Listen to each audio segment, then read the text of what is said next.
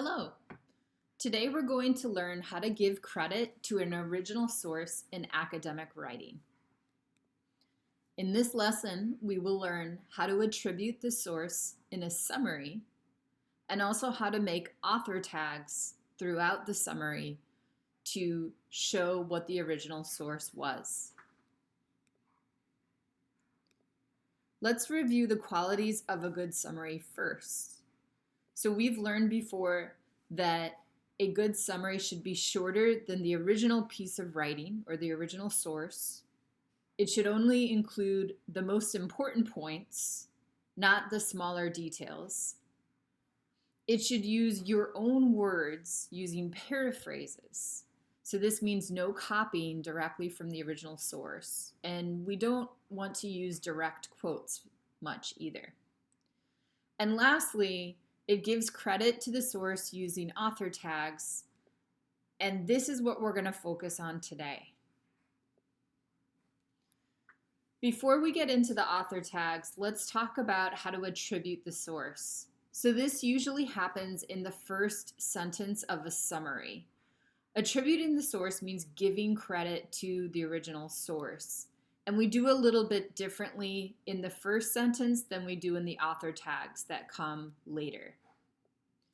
In the first sentence, we should tell the author's full name, or if it's a video, it might be a speaker's full name, the title of the article or the title of the video, the publisher if it's available, right? If it's not available, you can skip that. And then lastly, the main idea of the article or video. This last one, the main idea, is going to take a little bit of work, right? The author, the title, the publisher, you'll be able to find very quickly. But the main idea, you'll need to suss out on your own by looking at your notes and thinking about what is the main argument. Let's do an example. In all of the different colors, I have the information you'll need. The author or speaker, the title, the publisher, and also the main idea as I've understood the main idea. If we put this into a full sentence, it might look something like this. In Morgana Bailey's TED Talk, The Danger of Hiding Who You Are, she argues that by facing our fears and being our true authentic selves, we can help change the world into a more accepting place for all. So notice that I start with the author's name. I include the publisher, right, before going into the title of the TED Talk or the title of the video. Notice that I use quotation marks, right? This is great for the name of a video or also the name of an article. You can also use quotation marks. Don't underline or don't bold or italicize, just quotation marks.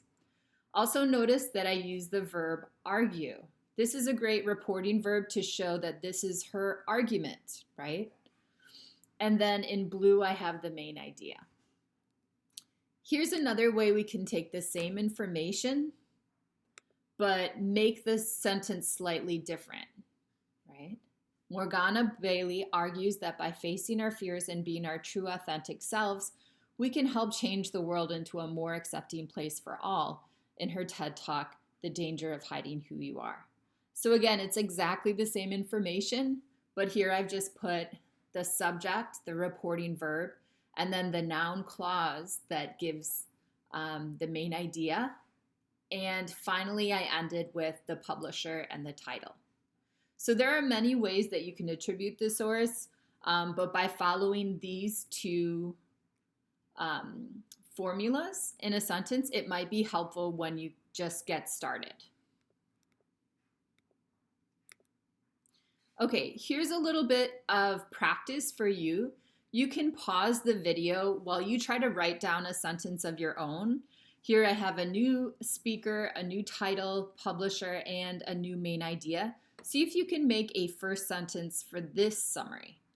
I'm going to give you the answer in just a moment, so make sure to pause the video so you have a chance to practice it on your own. Okay, here's the answer.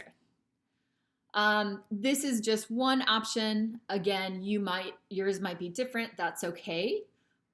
Notice that here I changed the word argues to claims. Claims is a synonym for argues. And both of those are really good reporting verbs to use in a first sentence of a summary. Okay, next up we're going to talk about author tags. So author tags are things that we do after the first sentence, right? And here's an example. Sherrout explains that one reason optimists are happier is because they interpret failures as poor luck, whereas pessimists blame themselves for failures. So the purpose of this author tag is to remind the reader that these are Sherrow's ideas, not my ideas. Many students ask why, but why, right? Why do we need an author tag? Why can't I just say the author once, right, in the attribution sentence? Well, there's a couple of reasons. First of all, it gives credit to the original source, and it can repeatedly reminds the reader that these are not my ideas, but someone else's. Many times if I'm reading a summary, sometimes a longer summary, I'll know the source from the first sentence, but I need to be repeatedly reminded that these are someone else's ideas, not the writer of the summary. So here's how we make an author tag, and I've given you sort of a formula here that I think will be really helpful. We start with the author's last name, right? So Sherrout was the author's last name of the last example. Then we have a reporting verb like argues or claims or explains. Then we use that and subject and verb. The subject and verb here is going to be the paraphrase, okay? Now, for those of you who have studied noun clauses, I think you'll recognize that this is actually a noun clause sentence, right? It begins with that, and it includes a subject and verb. And all together, this sentence as a whole is part of a complex sentence with a dependent clause, the noun clause, and an independent clause here with the author and the reporting verb. Okay, so now that we know that we're going to use noun clauses in an author tag, let's look at another example. Pinedo claims that writing a summary is easy. See if you can identify each of the parts. Okay, so probably you identified that writing a summary is easy is the paraphrase, right? We have a noun clause that begins with that and ends at the end of the sentence. And we have the author's last name, Pinedo, and the reporting verb, claims. So many students get a little bit confused when we're talking about reporting verbs. So I'm going to give you a lot of different options, and there are many more as well.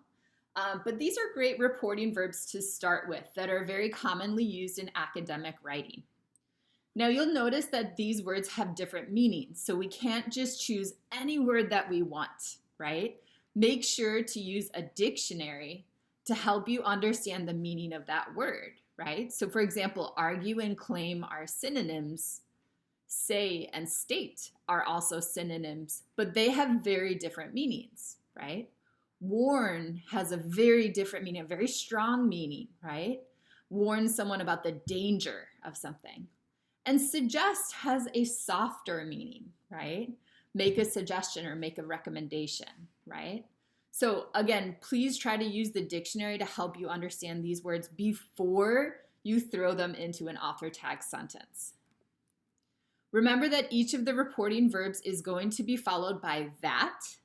And then can you remember what comes next? Subject and verb, right? Remember that this is our noun clause. If you'd like to use a dictionary to help you understand these words, I highly recommend learnersdictionary.com because it gives really easy to understand definitions and it's made for English language learners. Okay, back to our author tags. Let's do a little bit of practice. This is my friend, Noelia Gonzalez, and she says, it seems clear that lack of sleep can negatively affect your grades. I'd like to see if you can make an author tag, right? You know her last name. You can choose a reporting verb from the page before. Use that and a subject and verb. Remember to paraphrase. Don't forget to paraphrase what she actually said. Don't copy word for word. Okay, so again, you can pause the video if you like and then try to make an author tag of your own. I'm going to give you an answer in just a moment. Okay, here's the answer. Gonzalez argues that your academic performance can suffer if you do not get enough sleep. Okay, so again, I have a reporting verb, the author's last name. I've paraphrased what the direct quote that she said. Okay. Notice I also have a subject, your academic performance, and a verb, can suffer, right? Following that word order that we've learned about in noun clauses. Okay, here's one more. See if you can do this one as well. Again, please pause the video and paraphrase what Anthony Chin said. And remember to use the formula up top. Maybe think about a new reporting verb that you can use. All right, and here's the answer. Chin explains that the reason students' grades may suffer is because, I use the word explains because he is explaining two reasons why the students' grades may suffer. Because not sleeping well could make them oversleep and miss class or not perform well in class. Again, yours might be a little bit different. That's okay. But as long as you followed the formula and make sure that you have a subject and verb in the paraphrase that you made, then I think you're off to a great start. Okay, our last practice. We know that it starts with a source. Remember, this could be an author or a speaker, right? Whoever the original source is from. Then we have a reporting verb, that, and a subject verb. Knowing all that we know, I'd like to know if these three sentences here are all author tags, and then why or why not. Okay, so you can pause the video while you think about it. I'm going to explain each one in just a moment. Okay, so if you said number one is an author tag, that's great. It is. It has a author and a reporting verb followed by a noun clause. Number two is also an author tag. So it starts a little bit different in his video, but that's fine, right? Then it has the author or speaker, right? Actually, it should be the speaker because it's a video. It has a reporting verb and again, a noun clause, okay? The last one, number three, is not an author tag. And you can see because we don't have a source, right? This or a reporting verb. This sounds more like someone's opinion, right? So this one is not an author tag. Okay, so what have we learned in this video? First of all, we learned how to attribute the source at the beginning of a summary in the first sentence. Second of all, we learned how to make author tags to repeatedly remind the reader of the source. The attributing the source happens only one time at the beginning of a summary, but author tags happen throughout the summary paragraph. I hope that helped you guys understand how to give credit to an original source in a summary, and I'm looking forward to reading your summaries.